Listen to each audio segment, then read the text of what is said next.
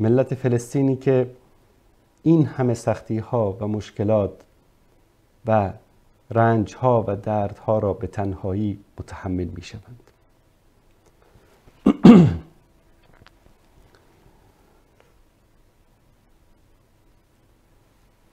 رسول الله صلی الله علیه و آله و سلم در حدیث صحیح برای ما بیان کردند که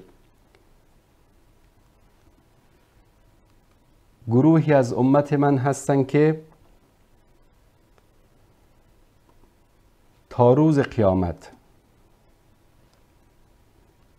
تا قیام قیامت در این سرزمین و در این مکان مقدس در مقابل دشمنان دین مبارزه خواهند کرد.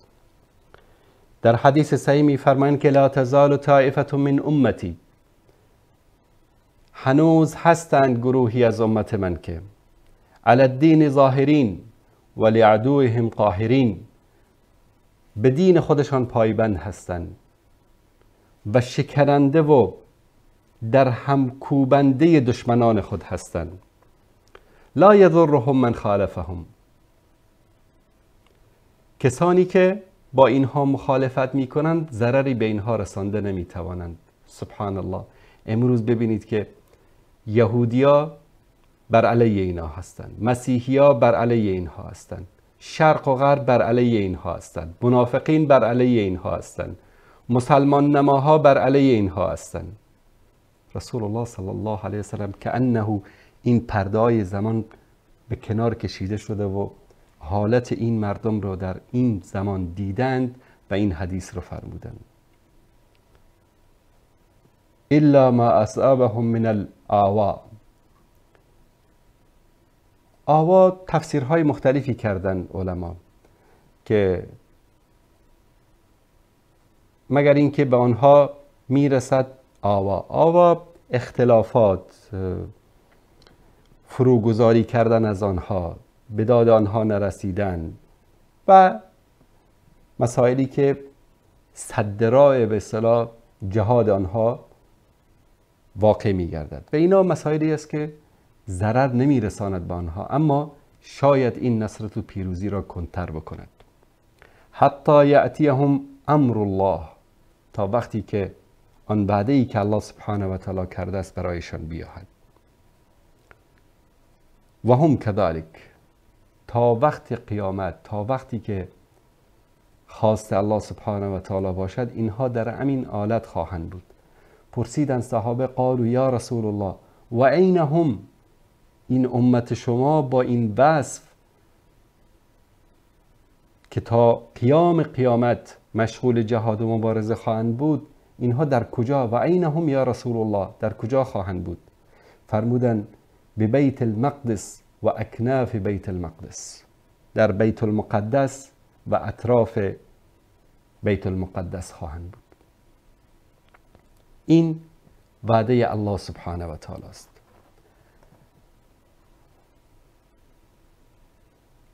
و همچنین الله متعال وعده می کند به مجاهدین، به کسانی که صبر می کنند در سختی ها، در مشکلات. امروز شاید از آسمان و زمین بر شما بم می ریزد، عزیزانتان به شهادت می رسند، خانه هایتان خراب می شود، اما الله متعال می فرماید یا ایها الذین آمنوا اصبروا و صابروا و رابطوا واتقوا الله لعلکم تفلحون. ای کسانی که ایمان دارید، ای مؤمنان، صبر کنید، دیگران را هم به صبر و شکیبایی فراخوانید. والله وقتی کودک فلسطینی را میبینی که عزیزان خودش را از دست داده، حرفهایی که میزند، شعارهایی که میدهد، سخنانی که میزند، والله به ما صبر میدهد. به مایی که هزاران کیلومتر از آنها دور هستیم، به ما درس صبر و پایداری میدهند. الله متعال میفرماید که صبر کنید، دیگران را هم به صبر فراخوانید و پایمردی کنید، جهاد کنید، سنگرها را رها نکنید و از الله بترسید، تقوا پیشه کنید، شاید که رستگار شوید. این وعده الله سبحانه و تعالی به همه مسلمانان، به همه انسانها و خاصتا امروز به ملت مظلوم و صابر فلسطین است. آیه دیگری که من این رو میخواهم گوشزد بکنم در اینجا که الله سبحانه و تعالی در مورد فلسطین و سرزمین فلسطین و در مورد بنی اسرائیل ذکر می کند. در سوره اسراء است، آیه 4 که الله متعال می فرماید که وقضینا الی بنی اسرائیل فی الكتاب لتفسدن فی الارض مرتین ولتعلن علوا کبیرا. ما به بنی اسرائیل در کتاب تورات وحی کردیم که 2 بار در زمین فساد خواهید کرد و برتری جویی و طغیان بزرگی خواهید کرد. عادتشان بود در مقابل انبیا، در مقابل الله متعال، طغیان، ظلم، ستم، قتل. و اما الله سبحانه و تعالی می فرماید که بعد از اینکه وعده نخستین آن 2 بار فرا رسد، گروهی از بندگان بسیار نیرومند، جنگجو و قوی خود را بر شما برمی‌انگیزیم تا شما را در هم بکوبند، تا شما را نابود بکنند. فجاسوا خلال الدیار و کان وعدا مفعولا. پس برای قتل و کشتار درون خانه ها را جستجو بکنند و این وعده شدنی و قطعی است. دیدیم، باور کنید مثل بازی های ویدیو گیم وارد خانه هایشان شدند، اینها را دستگیر کردند، افسرانشان را، جنرالانشان را، شخصیت های بزرگشان را. و این وعده الله سبحانه و تعالی برای آنهاست. و همچنین به ملت فلسطین، به احزابی که در فلسطین هستند، به حماس، به جهاد اسلامی، به مجاهدین، این را میگوییم که با منافقین و با روافض همکاری نکنید. از آنها هیچ خیری برای امت اسلامی نیست.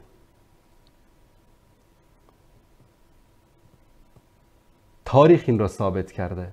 هر حکومتی، هر سلسله‌ای، هر پادشاهی که یک رافضی در درون آنها بودند، توسط همان رافضی سرنگون شدند. الله سبحانه و تعالی در قرآن کریم، من خدمت شما عزیزان این آیات را در اینجا بیارم تا مستند از قرآن کریم این موضوع را ببینیم، ام درسی برای خودمان باشد، ام برای امت اسلامی.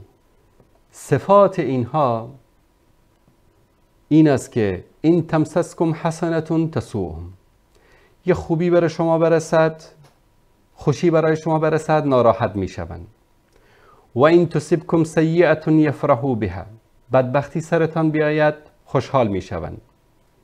و این تصبروا و تتقوا لا یضرکم کیدهم، اگر شما صبر کنید، تقوای الهی پیشه کنید، این مکر و کید آنها به شما ضرری نمیرساند. ان الله بما یعملون محیط، الله سبحانه و تعالی با آنچه میکنند چی است؟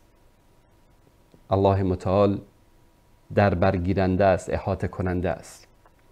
آیه قبلی این سوره مبارک و این آیه رو اگر با هم بخوانیم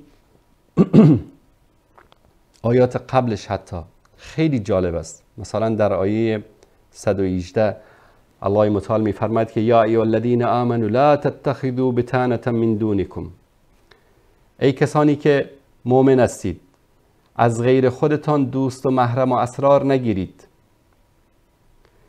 لا یعلونکم خبالا ودوا ما عنتم قد بدت البغضاء من افواههم و ما تخفی صدورهم اکبر قد بینا لكم الآیات این کنتم تعقلون.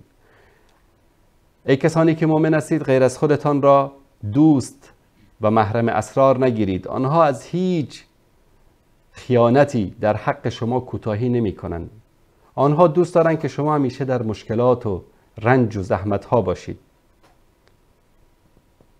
دشمنی با شما از دهانهای آنها آشکار است که من لحظاتی بعد انشاءالله نشان خواهم داد. و آنچه سینه هایشان پنهان می دارد بزرگتر است. بدون شک ما آیات و نشانه های دشمنی آنها را برای شما بیان کردیم اگر اندیشه کنید، فکر کنید. ها انتم هؤلاء تحبونهم، شما هستید که آنها را دوست می دارید. با صداقت اهل سنت ساده هستند. اونها وقتی داد از اسلام و داد از قدس و بیت المقدس میزنن فریبشان را میخورن. ولا یحبونکم، اونها شما را دوست ندارن. این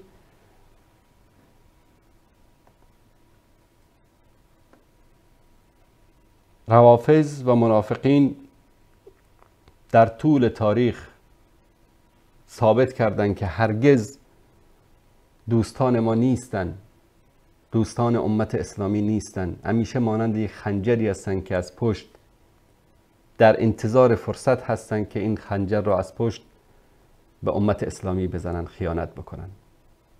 و در فلسطین هم این کار رو کردن و دارن میکنن و در آینده هم خواهند کرد.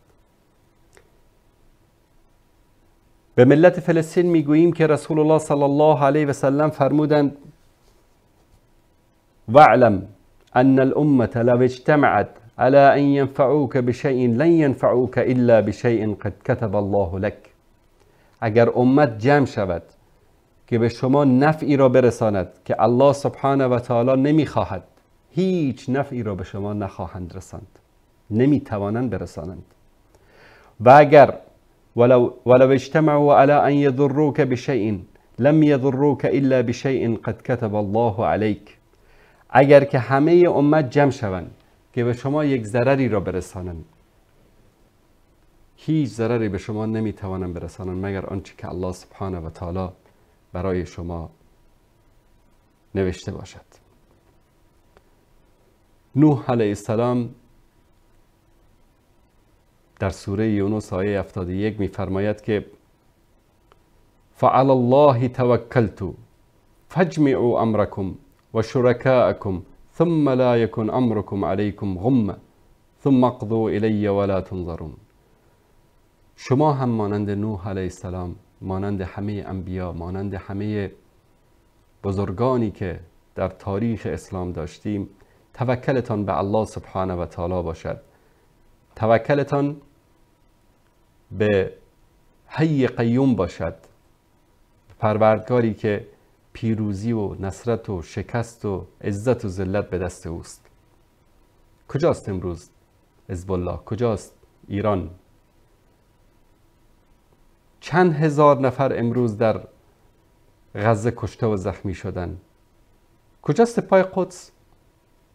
لشکری درست کردن به نام سپاه قدس که کارشان فقط اشغال سرزمین های اهل سنت و تحویل دادنش به کفار بوده. مانند سوریه رو گرفتن به روسیه دادن، عراق رو گرفتن به آمریکا دادن، افغانستان رو گرفتن به آمریکا دادن، در یمن چه فساد انداختن. سپاه قدس تنها کاری که نکرده برای قدس نکرده، برای هر فسق و فجور و فسادی در دنیا کار کردن غیر از برای قدس. کجاست حزب الله؟ جنایاتی رو که حزب الله بر علیه اهل سنت در سوریه و لبنان و جاهای دیگر کرد،